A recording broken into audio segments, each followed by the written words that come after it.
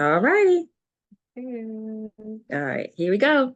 Hey, and welcome to Ororo Comics. My name is Carla Madrano, and I'm a wife, a mom, a nurse, and the creator of Luna, the Queen of Mahru, a comic book series from Concrete Comics.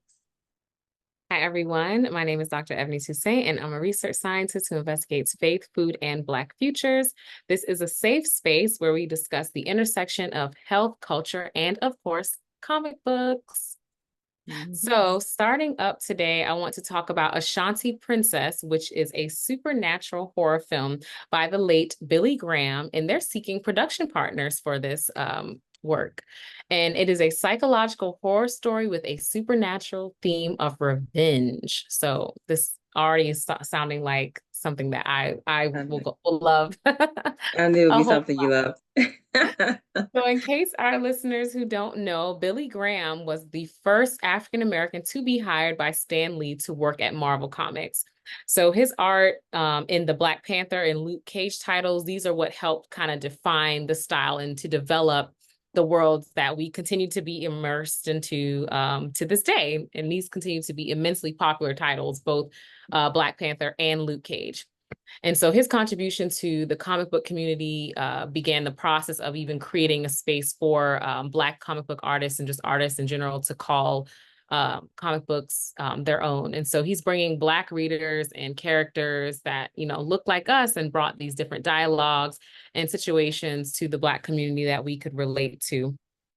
And so please do check out Shanti Princess. We'll share that link. And if y'all want to be production partners, this is involves the late Billy Graham and much of his estate and his family members. Mhm. So because I love horror so much, I'm also currently reading several horror works. All year, I'm reading through the works of Octavia Butler and Tanana Reeve in general. And John Jennings, who is a dear friend of mine and a friend of the podcast, um, he did some work to make the graphic novels for a lot of Octavia Butler's work, so including Kindred and Parable of the Sower, and they're finishing up Parable of the Talents right now. And I mentioned Tanana Reeve and reading through her works. My son and my husband, they actually read The Keeper together, which is a book Tanana Reeve did with her husband, Stephen Barnes. And so they are incredible horror heads. And Tanana actually teaches a course on horror and Afrofuturism at UCLA. And so I'm also in a horror comic book group. Well, really horror support group, kind of just book club in general, called Horror Hose. It's spelled the French way, Heaux. Or if you know Jasmine Sullivan's Hotel Tales album. And Mhm. so we're a group of women. We support each other and we read horror books and talk about all things horror, including film and other different things in media and culture. And so we're currently reading The Good House by Tananarive. And I would actually love to see this as a graphic novel and even a limited series that's adapted for the screen. Also, I messaged Tanana Reeve to say, hey, Tanana, we're wondering who would you cast to play Angela Toussaint in The Good House? She responded that she named the character Angela after Angela Bassett. And she says, Queen Mother still has her vote. So Oh wow. that sounded kind of promising, Yes. right? Like as And an if initial. you're on a messaging basis with her, you need to have her on the show. Ain't it though? Ain't it? So I'm hoping so. Tanana, girl, Hmm. she is very responsive. I love interacting with her. And I actually got to meet her at the Beverly Theater in Las Vegas, Nevada back in April with my husband. And she signed a lot of my books and was just super encouraging. Just a great aura to be around. But the character Angela Toussaint actually is supposed to be in her 40s. So but I think Angela Bassett is still, Are y'all, wait a minute, y'all have the same last name. yes, we do. Oh wow. Maybe Okay, maybe okay. I can play Angela Tanana. I can. I think you'd be an amazing actress. Thank you, Yeah. Carla. I think And you then have a good finally, go, I go got a ahead. good Oh, show actress, them Chris. off. Yes, I do. I do. Y'all, get into it. I actually started out of order because I purchased the first one. This is from Kingwood Comics. I purchased number 5 in person. I think maybe May the 4th because Star Wars Day this year was also free comic book day. This was not free, but I think it caught my eye at one of the local comic book stores. I won't say a name because I don't remember which. We have 3 of them here in Columbia, South Carolina. I don't remember which one it was. I'm glad it was in stock. That's really good because a lot of So times they don't from have black indie.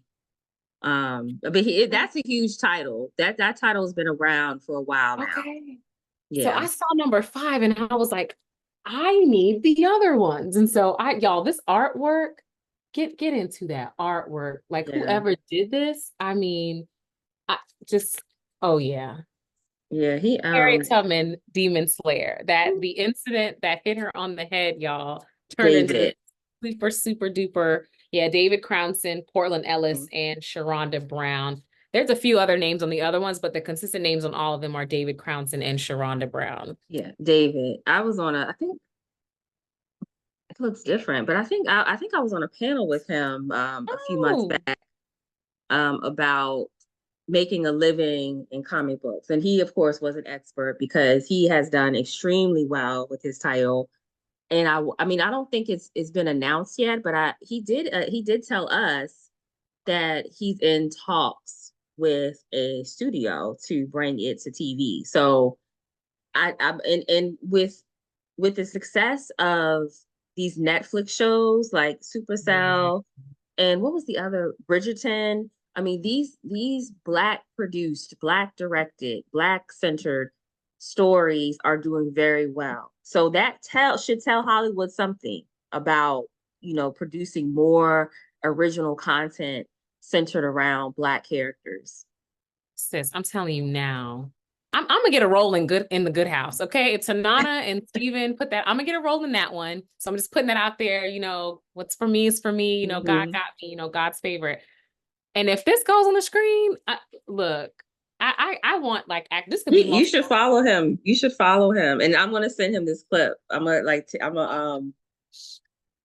trim this up and send him the clip of us talking about it. So And I think yeah. I mentioned to you last month or either in May, we just had the unveiling of the Harriet Tubman Monument in my hometown, Beaufort, South Carolina. Oh So no, I very didn't Gullah know. Geechee, Underground Railroad. So I really love like like tying in history. Hmm.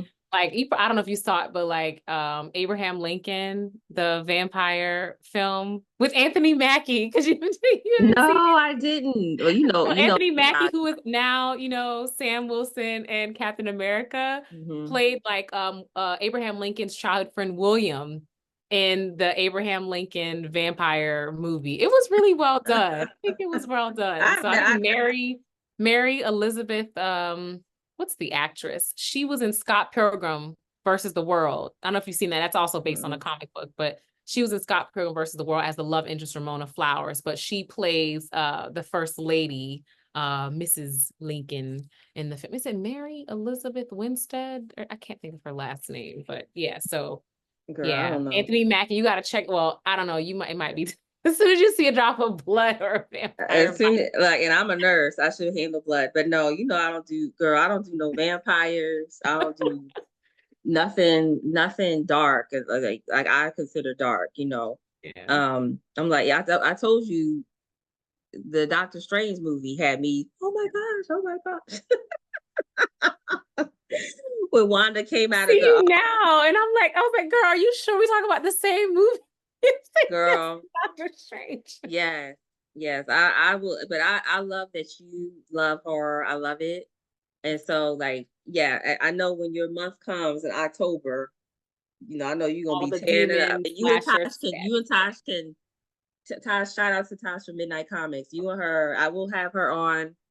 Like I said, I can host it. I'm gonna have my camera off, and I'm just gonna be like, y'all do what y'all do, girl. Y'all do what y'all do. Um, all right, so let's shift gears. Oh, we should give a shout out to Therapy for Black Girls because we are in our girlfriends era. So y'all please check out Therapy for Black Girls. I know we mentioned them on the pod before, but we really want to give them a clear shout out. Dr. Joy Harden Bradford, she is a licensed psychologist. She's a speaker and the host of the wildly popular mental health podcast. Therapy for Black Girls is one of the first podcasts I even listened to before podcasts became like podcasts and became a thing. Hmm. And of course, a dark horror podcast, Serial, was another one that I listened to. The case of Anan Saeed. But anyway, so besides that one, of course, my horror, also health is our thing, health culture comics. And so therapy for Black girls to me was like there for me. I love their sweet tea Sundays. So I look forward to getting that little ping in my inbox. I'm not big on being on my email and my phone like that every day, but it's one of the things that's okay for my mental health for me to check on my sweet tea Sunday to see what they're talking about, to see what they're telling us to focus on. I follow them over on Threads, and they're always posting like just very Black woman centered reminders to rest and to, honor our bodies and our minds. And so a lot of Dr. Joy Harden Bradford's work focuses on making mental health topics more relevant and accessible for Black women. And she delights in using pop culture, just like we do, to illustrate psychological concepts. And so, I mean, I'm sure we can have an entire podcast episode actually on the abundance of mental health representation in comics. I think I sent you a really good write-up that someone did a year ago on the top 10 issues they believe where Marvel Comics handled mental health well. And I actually agree with much of the list because a lot of it's been avoidance, but they mentioned how in the past, maybe 20, 30 years or so, at least at the turn of the new millennium, Marvel Comics has done a better job of how we deal with a lot of the trauma that a lot of superheroes and people have gone through and how to better like handle and protect their mental health. So yeah, shout out to Therapy for Black Girls for being pioneers and not in just podcasting, but also to Dr. Joy Harden Bradford and her work just in mental health and in the Black women community, making sure we have a safe space where we can discuss issues pertinent to us. I think one of my favorite episodes to this day is on food. Obviously, food faith, and that's my work as a scientist, but it was her work. She had this, I want to say Jamaican American therapist as well. I can't remember her name, but we can look that up and tag that information later. But she talked about West Indian households and how we eat. And I thought about how much across the diaspora, we always say Black American, Caribbean, Global South, and the African continent, how we have similar food ways and cultural practices. And I know, sure, you can relate to this. We eat a lot of rice. We them rice eating Geechee people over Yes. here, Well, but a also lot of cultures my throughout the world eat husband, rice. my husband is Mexican, so it doesn't matter what culture you're from. We gonna eat us some rice.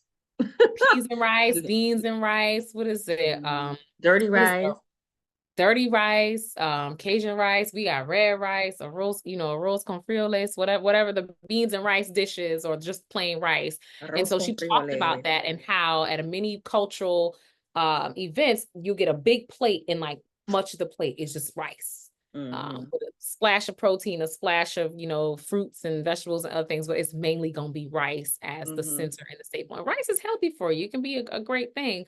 But I like that she talked about portion sizes and like we can still enjoy our cultural foods, but just noting portion sizes and like talking about how that related to mental health by way of eating disorders and how Black women, our eating disorders or disordered eating may look different for us based on our culture and faith traditions and things like that. So that's just a small example of the work that Dr. Joy Harden Bradford has done with Therapy for Black Girls and her Sweet Tea Sundays, and just having different guests on the podcast who can speak to different aspects of Black mental health that are especially important for Black women. Yeah, I keep forgetting to subscribe to the podcast, but I just hit follow. She has like over 360 episodes. So I I really been I love podcasts. I've really been getting into podcasts, and there's two that I follow faithfully. And so I'm looking forward to getting into this. Yeah. I love the topic so far. I went to their blog. I was reading one of their blogs called Self-Care as an Entrepreneur. So I copied and pasted a little bit from the blog, but I just wanted to read a little bit and get your thoughts on it. It says, as Black women, we are constantly given messages to be the nurturer, the strong one, there for everyone else. So oftentimes when it comes to setting boundaries, saying no, or putting ourselves first, we feel guilt and shame for doing so. Personally, I believe the intersection of being Black in this country, a woman, and certain religious beliefs combine to make a perfect pattern of being the martyr in our relationships. Living in a country that makes it clear that those who look like you are not valued or respected forces you to always have a tough exterior or be self-sufficient, not ask for help, and figure it out on your own. And as women, we are socialized to be giving, nurturing, empathetic, and agreeable. None of these are only feminine traits, but I think these characteristics are important for any human being to have. Yet we are expected to be the ones to constantly uphold them.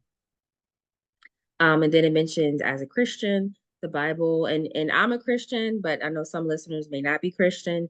But I think this is a general principle that no matter what culture or religious faith you belong to, this applies. So the Bible often preaches to turn the other cheek, love thy neighbors, give to others, and forgive those who hurt us the same way God has forgiven us. And while I believe there's nothing wrong with any of these messages, they're taken out of context. So sometimes it can create imbalances in our lives. For example, forgiveness doesn't mean reentry or reconciliation if you are in a toxic cycle. Yes, we are to love our neighbors, but we also are to love ourselves. So, therefore, choosing yourself and being mindful of what decisions deserve you, or rather, choosing yourself and being mindful of what decisions serve you does not make you a selfish person, but a happier one. So, I really love that. I really love that message. It's something I really needed to hear this week, dealing with my new diagnosis, my medical diagnosis of having Graves' disease. I have Graves' disease. And it's not one of those ones that you have flare ups and you have bad days. It's just mainly a matter of just controlling my thyroid levels. And that can be done right now, it's being done through medication. But it might come a time where I have to, decide to, if having my thyroid taken out. Um, but that just kind of feeds into what we were talking about earlier, that sometimes Black women, we hold a lot of things in. We don't address things when we should address things. We allow things to happen in our lives that we should not be allowing to happen. And this all kind of creates a recipe for these inflammation disorders, this out of balance that we have with our hormones, our mental health. And so I'm just really looking forward to. I'm really glad you introduced this to me, because I think me and a lot of other women really can not just Black women, women period, can benefit from these messages from therapy for Black girls. So I'm looking forward to reading more. And a lot of times you don't have this in the congregation. I go to the Bible, I pray, but it's really nice to read messages that are spelled out like this. Yeah. um, the Bible is my number one source of strength, but it was written for everyone. It wasn't specific to Black women, and it shouldn't be. But reading messages like this, I'm like, I feel like this person, and this is from a Black woman, she understands exactly what we go through every single day. So I'm just really grateful for messages like this, and I really needed to hear that, because, like you said, I'm stepping away from a decision that makes sense to embrace a decision that serves me well at this time in my life. So, yep, yep, yep, yep. Thank you for sharing, Carla, and thank you for Mhm. sharing your medical diagnosis with us, me and our listeners. I know it's been a journey for you, and your journey's not finished yet. I'm a Mhm. Christian too, and we believe in Jesus over here. We Jesus girls. We always say we God's favorites over here, and the Bible is our source of motivation, inspiration, and everything that we need. Like you said, it's for everybody.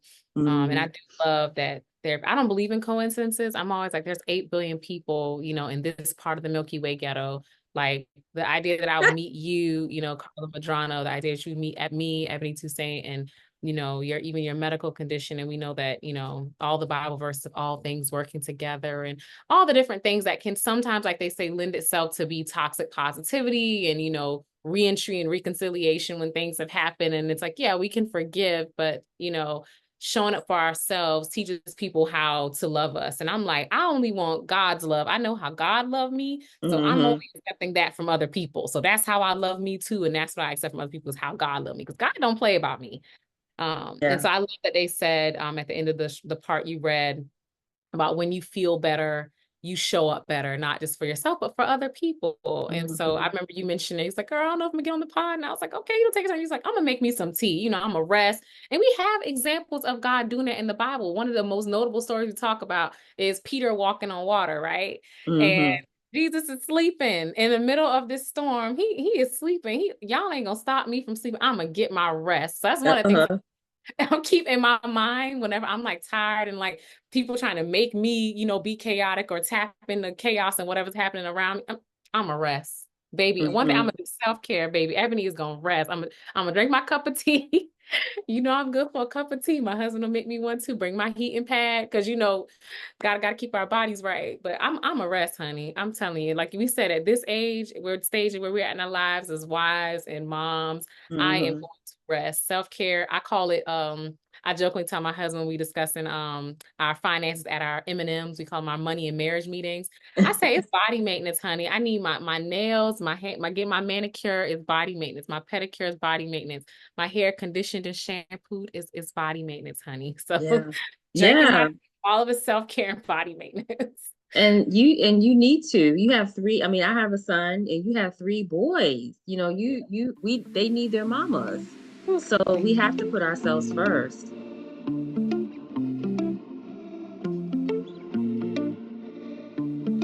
Um, all right, you want to get into therapy for Black men? Yes, our brothers, we can't leave the brothers out. Shout out to Therapy for Black Men. And for, you know, those of you that may not know, it was founded by Benjamin Kalikse, which was born from the idea that Black men and boys, you know, they face their own unique challenges and different types of stigma, and therefore they need a dedicated space for seeking and finding mental health support.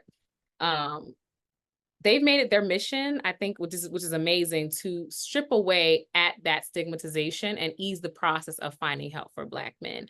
And so they provide targeted resources. They also have a database similar to Therapy for Black Girls, and it's filled with professionals that are equipped to support men of color. And so their users can now obtain the help that they need and deserve. And I did want to give a quick shout out to my University of South Carolina classmate, Derek Roberts. He is doing some clinical training and work up in New England. And so just shout out to you, Derek, for your work. And he's incorporating music therapy into his work as well. He's an Mm. incredible saxophonist. He plays the saxophone. So y'all can go and follow him on the different socials as well. He's trying to incorporate this form of art into therapy specifically for Black men in the Black community. So using the saxophone and music therapy. And so you might have seen it in your nursing practice, Carla, art therapy. I think we have water therapies. And so I think Yeah. what Derek Roberts is doing with music therapy is pretty incredible, especially in terms of introducing our culture into health Hmm. and wellness. So Yeah. I mean, I've seen it in the setting of hospice. So we're not trying to make people feel better. We're just trying to comfort people. But music has shown to be a source of comfort for, patients and helping them get better. Yeah, that's amazing. And now this is something new. I did not know there existed therapy for Black men. So thank you for introducing that as well. Male, and then you want to get into you have something here about male breast cancer. oh, yes. So another one of my classmates, fellow USC Gamecock, Kevin White Jr. And so he played football during our time at Carolina, and he was a proud member of the Zeta Epsilon chapter of Kappa Alpha Psi Fraternity Incorporated. He was diagnosed with stage 4 epithelioid angiosarcoma a few years ago. And he was born and raised in North Charleston, y'all. And he coached the winning team he once played for at Fort Dorchester High School, where he was a Hall of Fame member and an incredible educator. Kevin, you are missed. He was truly a wonderful person, y'all. And so just wanted to mention that because people don't typically think of men, let alone Black men, having breast cancer. And so he beat it once, and then I mean I hate using that framing, but he cancer went into remission once and then it returned, and then he just passed away. And so they have a GoFundMe. The family set that up to pay for his their medical expenses that they accrued during his cancer treatment.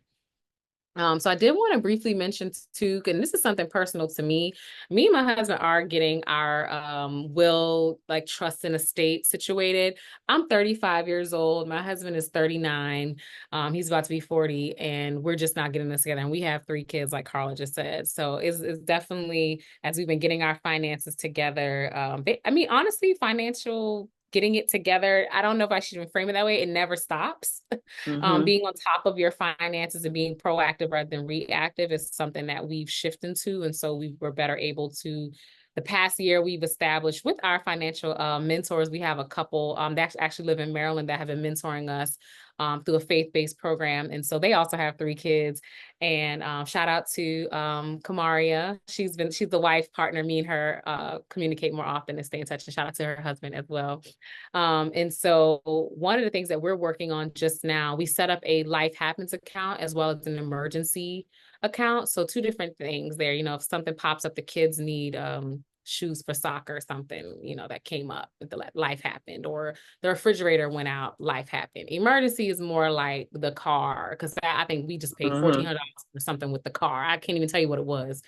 But so those are 2 different accounts. And then what we're working on now, which is like one of the next steps in our financial journey, is to set up our like will and trust. And what if one of us went or both of us went, or what, you know, who will care for our children? How will they manage our money, our legacy, that type of thing. And so I know I just mentioned my late classmates' family setting up a GoFundMe, but just, you know, I just wanted to mention here, you know, making sure y'all have life insurance, get your will together, you know, trust for your children and who's going to manage your estate. Because oftentimes we do rely on GoFundMe, especially in the Black community, or people just trust family to figure it out, you know, and that's not always the case. Sometimes the state will intervene and your family's fussing with the state, or you have too many heirs left after somebody passes and you got heirs property issues. That's something we see a lot in the Gullah Geechee community. And so one of my dear friends lost her grandparents' land that way, like her grandfather, because of different heirs and property disputes once people pass. And so this also isn't to disparage people that are doing their best with the information and resources they have, but you're here on the pod with us where we discuss health, culture, and comics. I think it's a big part of our health that we need to talk about is life insurance. And it's a big part of our culture not to rely on, you know, GoFundMe has now become one of like the largest funders of medical and healthcare expenses in our country. And that should be alarm bells for anybody that loves our country and loves America, but also still wants to see improvement. And also they take a lot of percentage of these funds raised, y'all. So it's not like they're without consequence. So yep, Carla. Yeah, I agree. It's unfortunate. My condolences to Kevin White's family. That is terrible. And I'm sure he was young and that it was so unexpected. But that does just speak to the importance of having a plan in place. I have several plans, and I don't have an estate. I don't have any money.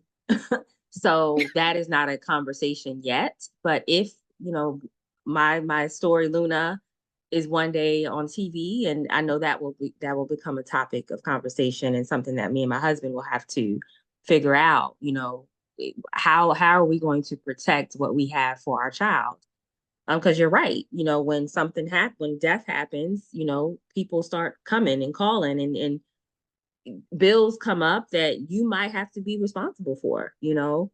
A lot of people are under this false impression that, oh, well, that was their debt, we don't have to pay their debt, but that's not necessarily true. And I keep trying to tell my parents that. My parents don't believe that. They think, oh no, once one is dead, they're not going to come after the children. And I'm like, you all think we're getting X amount of money, but if the state says if the state comes after us, guess what? A judge is going to rule in their favor. But some people to this day still refuse to believe that. So I'm just letting you know that depending on the person's circumstances, there might be someone to come and try to claim what is owed to them. And guess what? A judge might rule in their favor if the money is there. So it is very important to have a will. It's very important to have an advance directive, which is a document that you have in place when you're alive. In case you can't speak for yourself, this document will say, hey, this is what I want done during my stay here at the hospital. And then also having a 401k, a retirement plan, having life insurance, all of those are very important. And a lot of jobs offer those things now. So I think that everyone should have at least one account, you know, is a backup plan. What's your plan B?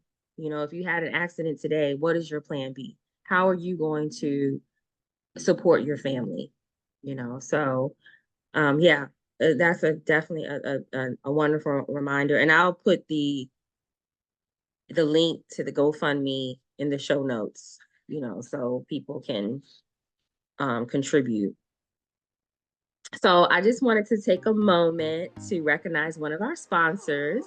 So, as some of you may know, I am the creator of Luna, the Queen of Mahru. It is a comic book series created and written by yours truly, and now it's available through Concrete Comics. Yay, my Luna! If you love Storm, X-Men 97 with a touch of Game of Thrones, then this new series is for you. After a visitor from a stranger from the future, our queen discovers she's the only one with the power to save her dying world from an evil threat. So head over to Concrete Comics Shop and buy Luna today.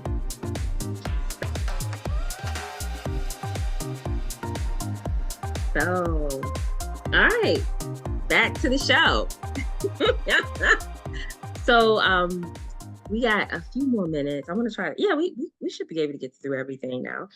So Viola Davis and her husband, Julius Tennant, launches another company called JVL Media.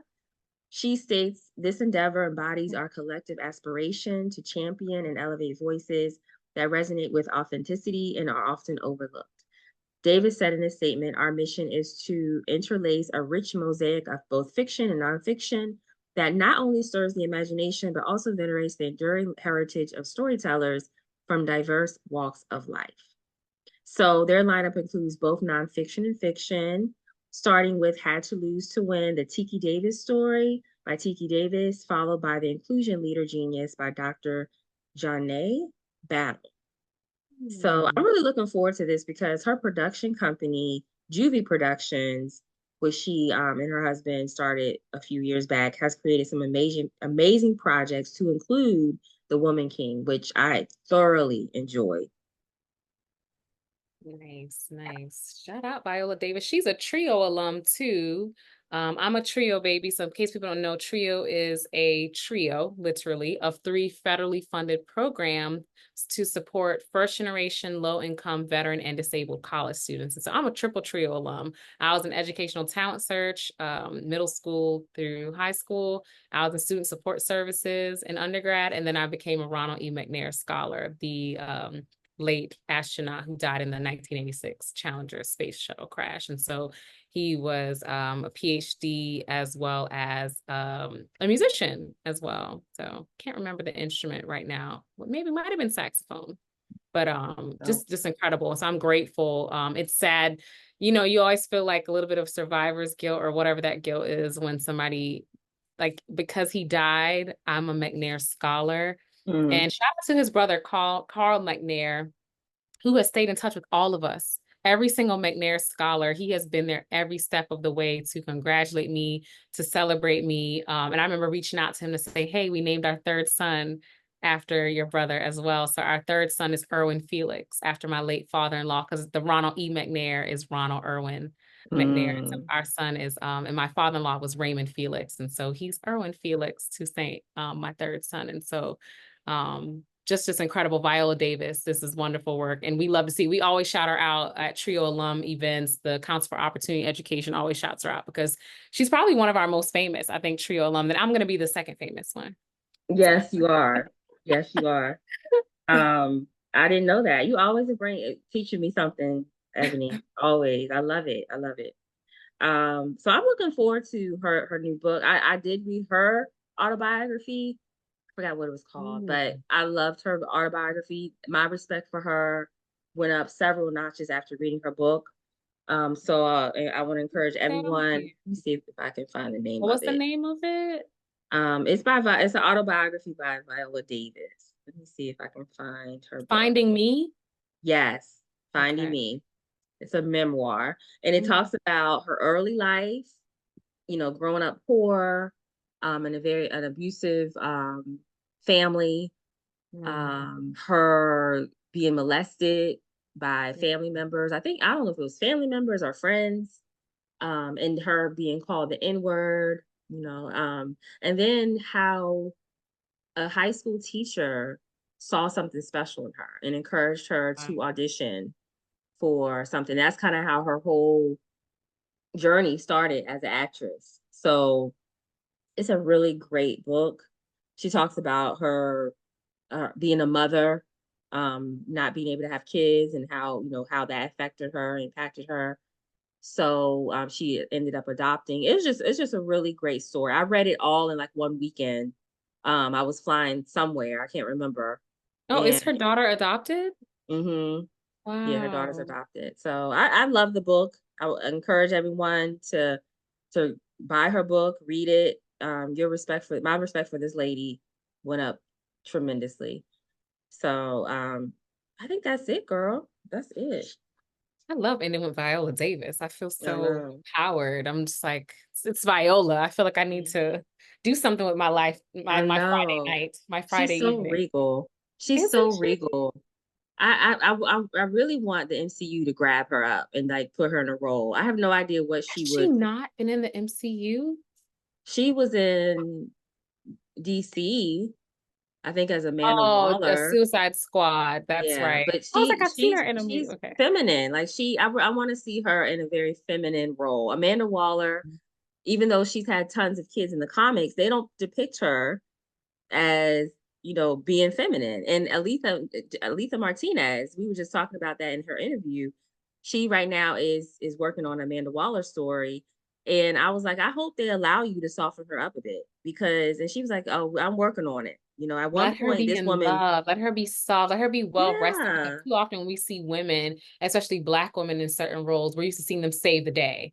So it's either Yeah. like mammy, it's wet nurse, it's, warrior, angry. It's now just Hmm. soft and in love and Right. peaceful and feminine, not Right. saving anyone. She could be focused on herself, not Mm. have to be focused on a man or focused on the trope of being the supportive best friend. Right.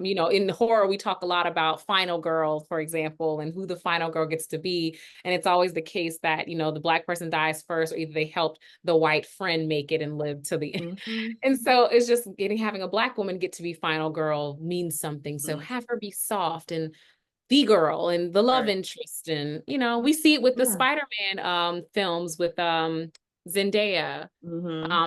She gets to be a girl of color. I think even the one of the other Spider-Man films, it's always the love interest. Um, Hmm. but nice to see that a love interest or the it girl at the school can be a Black woman or a woman of color. Yeah. Yeah. And we saw I just Teenage Mutant Ninja Turtles, the movie that came out, I think, last summer. Oh, Uh, the it was a animated black, one? yeah. Yeah. Leonardo had a crush on a black girl. I was like, yay! Yes. And Even though she's like cutesy and turtle, nerdy with her twists and I her like know beanie, right? Her turtle. glasses. Yeah, Yeah. even though it's obviously is cross species, and the his crush was a black girl. So I thought that was just so cute. I just love that movie. I love that movie. That's how we ended up being Teenage Mutant Ninja Turtles for Halloween last year. The boys loved it so much. And my I husband's from the loved Bronx. it. And so the moment when they're like, the Bronx, and they have like the Tims and Tims.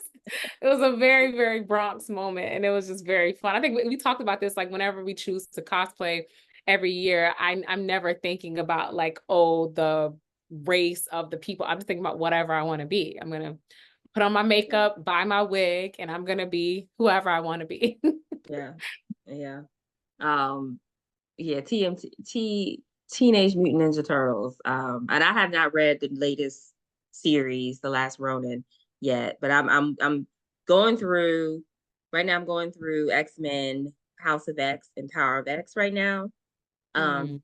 And then I'm going to go in chronological order to work me up to this new series, X-Men: Rise from the Ashes, because I was like, I want to read, because the new this new X-Men Rise from the Ashes is based off of the Krakoa era. So I was like, let me read this in totality instead of one-off books, and really understand the lore behind this new one. Because from what I understand, everything we kind of know from the 70s and 80s did not apply. It doesn't apply anymore. So a lot of Oh. these backstories have been rewritten. Um, Even their power sets have been upgraded. So I'm looking forward to just going through this. And so the next time I'm going to have a review of House of X and Power of X, for the 6 issues, the 12 total issues that are supposed to be read concurrently. So I'm going to give you a full review of the 12 issues. Are you So getting these from the library, from stores? Are you reading electronic? Marvel Unlimited. So Marvel has an app called Marvel Unlimited, and it has, I'm pulling it up now. You can get all the comic books, even the new ones. I think you might have to kind of Man. wait a little bit for the new ones, but it has a collection of over like 30,000 comics, all the way from the 1930s all the way up to now. Why don't they And reprint? it's like $7 a month. It's really affordable. Oh, And it'll like it pops up with like what's new this week, and so you can see what's new this week. You can go on and search for like your favorite character or your favorite creator, and it'll give you all the books that they've done. You can go to reading guides, and like if you type in Krakoa, oh no, oh it my has gosh, it you by just reminded date. me Deadpool and Wolverine. Yeah. Oh, right. Yeah. So it has reading guides. Like it's like, I want to read the books exclusively that go, for Amazing Ooh. Spider-Man, the Gang War. And it'll give you the 6 issues for that. Like another one was Women of Marvel Echo. It'll give you all the books she appeared in. So it's just it's really, this is what I love this. I've had this for about a year. I highly recommend it. You earn points towards like free Ooh. merch. It's amazing. I love it.